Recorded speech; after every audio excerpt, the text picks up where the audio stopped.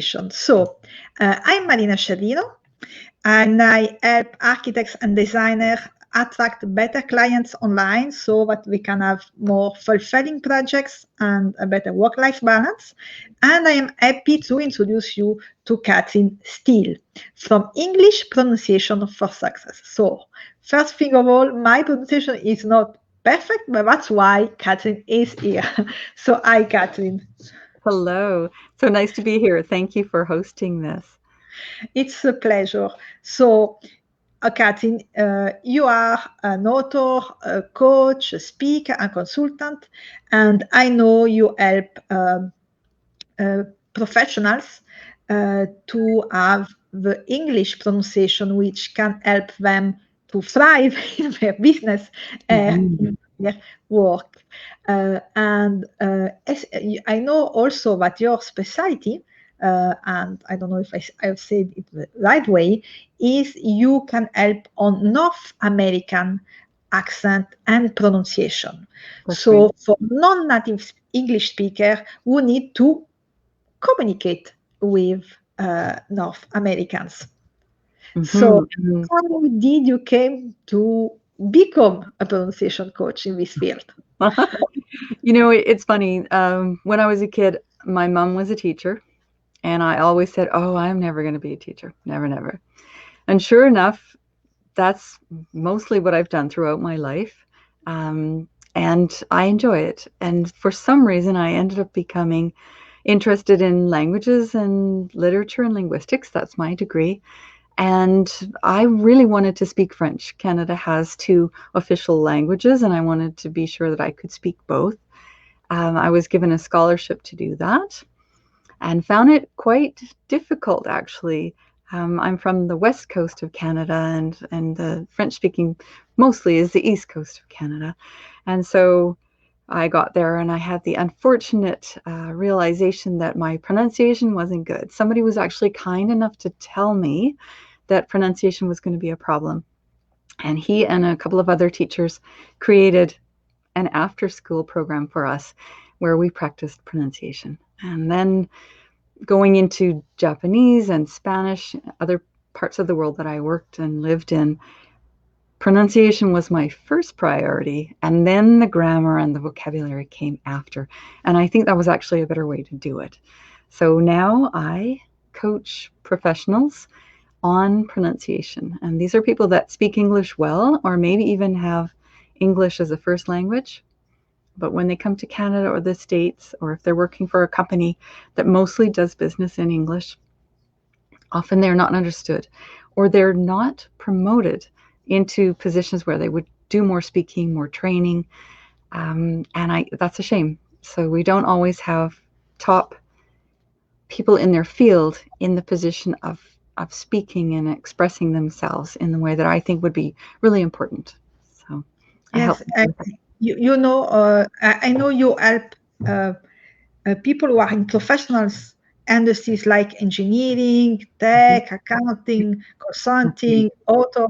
So a broad range of people who have a high level English, but anyway could have some kind of problem around being accepted, maybe also at the level of their skills because of their pronunciation. I think sometimes people don't even realize how smart and how skilled they are because they miss something that the person has said. They might miss the word, or they might miss the name of their university or their qualification. I have worked with architects and engineers, as you mentioned, and they're amazing, and they have skills and experience that we haven't seen before that we could really learn from. And yet the person doesn't even know that they're an architect, for example. They're not catching the word, they're not hearing that. And so they're like, "Oh, what do you do?" And the person is, "My goodness, you didn't hear what I did. I've talked to you for half an hour, and I'm wondering how much did you actually understand?" And that can be really hard on someone's confidence. And when there is this kind of breakdown in the communication, so someone thinks is understood and the other person didn't catch a word or a phrase, a sentence, how can you give me a suggestion how we can start again the conversation, because it can be Mm-hmm. sometimes a bit, you can feel not unease. It's in the conversation because of that. Mm-hmm, exactly. So usually I say that the person that's the bravest and admits that there's a problem is the one that's going to get that conversation started. And the other person is really going to be thankful that somebody was brave and tried. So things like just expressing that you think maybe the person misunderstood what you meant and starting again and using other words, repeating yourself a couple of times, even spelling, and we get wrapped up in the idea that we don't want to look like we're not smart. We don't want to look like we're not adult. But honestly, I think it's when you watch somebody who's skilled at this, they will say, I'm sorry, now what did you say? I missed the second part. What was the second part? And how did you spell the last thing? I think that's the name of your field, but I missed it. Oh, architecture. Okay, I got it now. Yeah, tell me about that. Oh, you're an architect. Very interesting. And then you go on. And if you if you think, okay, I'm only going to say that I don't understand once, then you've limited yourself in the number of conversations that will work. If you think, I'm just going to go until that person understands what I'm saying and I understand what they're saying, I don't care if I look silly, you'll have the most amazing conversations. Really, you will, because that person is happy to talk to you. They chose to talk to you and they don't want to get frozen and locked into a place where you're both embarrassed. Mm-hmm. Mm. So it's also about uh, making questions also, in Mm-hmm. order to go out from this moment of misunderstanding, and trying to help the conversation go on. Just okay, assuming that there was a problem, uh, and just going on instead of doing as if nothing happened. People just don't know what they are talking about. Yes, I think so. And again, trying to hide. Um, and I remember having a conversation in Japan, and really my lips were stuck to my teeth. I was just sort of smiling. I really didn't know what was happening, but I kept smiling. And at a certain point, I had to say, I need to take a break. I need to sit down and just have a quiet moment because I can't continue with this conversation. I'm enjoying the conversation. I'm going to get a drink of water and then I will come back and I'd love to talk to you more. I think sometimes that happens as well. Um, And on this, I think there is a common point, because I help architects with their communication, and the concept is that if your message is understood, it's more powerful, and people can call you and ask you questions which are relevant to your field. And from my point of view is about what we say and how we say that and how we focus on the client's need.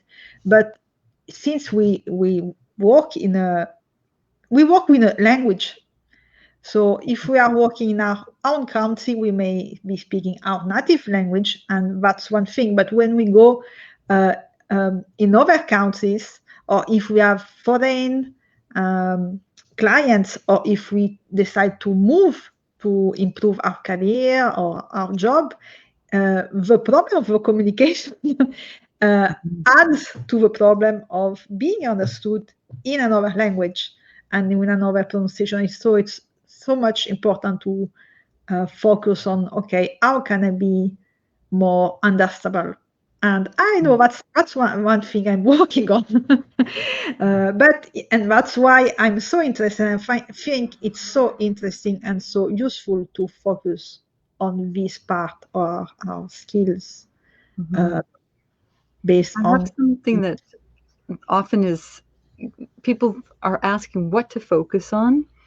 And so I've now made quite a number of industry specific lists of words because if you know the words in your own industry that are easy for you, but actually might sound like a word or several other words to your listener, then you can pay particular attention to that.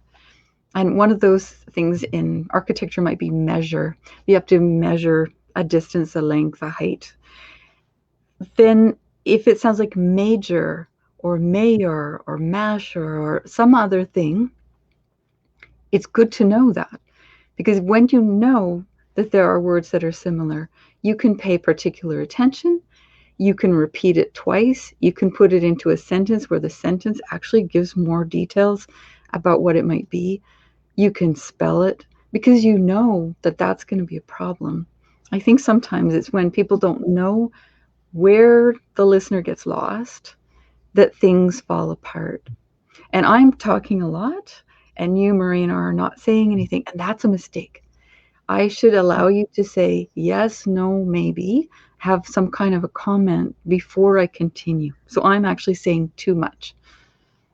And I, that's, I'm, I'm understanding you. Maybe it's on the other side, which is more difficult to. mm, But yes, and I know you may have also a guide about which are the main reasons, the top 7 reasons why mm. you can't not be understood as you want by North Americans.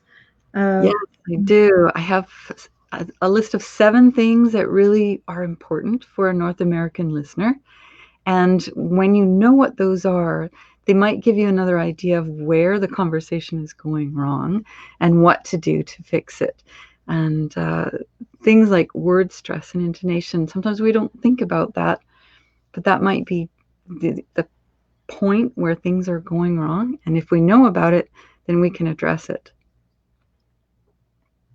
and what kind of help architects and design ask to you?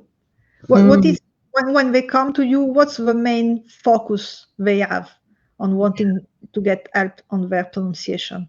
I would say architects, as with engineers, tech, people in financial fields, they're able to get a great job here in Canada or in the States based on their skill. And a lot of the skill is around numbers and calculations and things like that.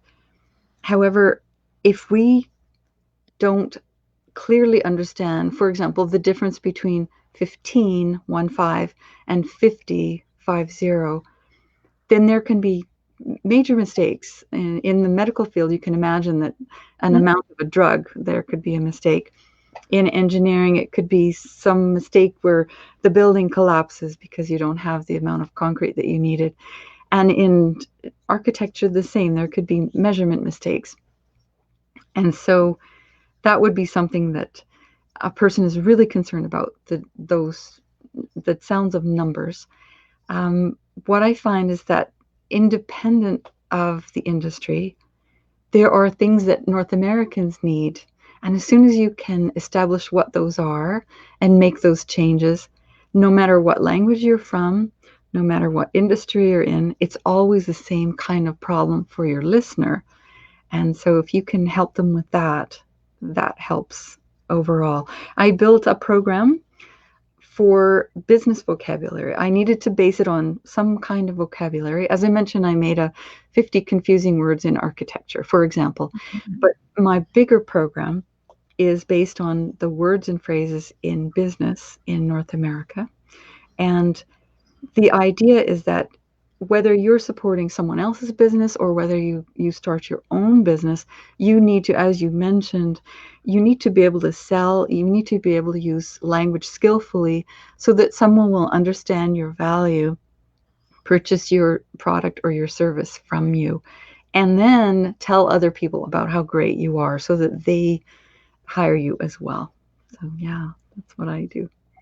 Yeah, so it's really about avoiding mistakes in the field and being able to have free, yes, a full vision around business, being able to move in business industries, feeling comfortable that you own vocabulary and you own how you can say the word of vocabulary. Okay, so that was really, really useful, Catherine. It was a pleasure having you. And how can people can get in touch with you if they want? The best way to reach me on LinkedIn, and I'm happy to leave a LinkedIn link. I am also offering your followers something that they can find at tinyurl.com/top7reasons Marina.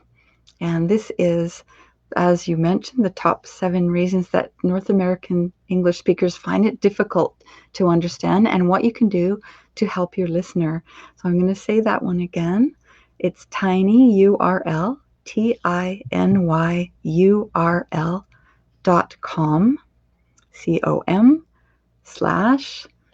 com/top, top 7, the number, reasons, reasons, Marina, Marina. And that gets you to my link for being part of Marina's Facebook Live. That was great, and I have I have just wrote it down. I hope I have heard the spelling right, and you will be able to find it also above or below this video whenever you will be able to see it on the different channels.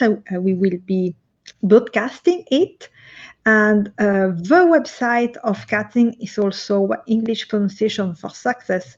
And as for me, as I said, I help architects and designers. So I am a coach and consultant in marketing and mindset. And you can join my global community where we speak English in the way we can. Also in Facebook, you can find on my website the link to join this group of enlightened architects and designers who want to bring a change in the world through their work, and who are focused, so because of that, on growing their skills, whatever the skills are, because you have, yes, many skills you need to grow and to build to be the best version of yourself. And one of them is, and I commit to that, improving also the way you can communicate in English, which is the language which enables us to speak with people with all the world. And so that's a power we have, I think, and it's I think we should use it for the best and for communication and bridging culture and all of that. So thank you, Catherine, for being here, for being my guest. And I Pleasure. wish you a nice day, because I know we have a difference of hour between the moment here in Italy and where you are in the North America. And so I know you have been waiting the right moment to give me this moment to have this live interview and to find the moment to be both awake and available. And that was great. Thank you very much, Catherine. You're very welcome. It was my pleasure. I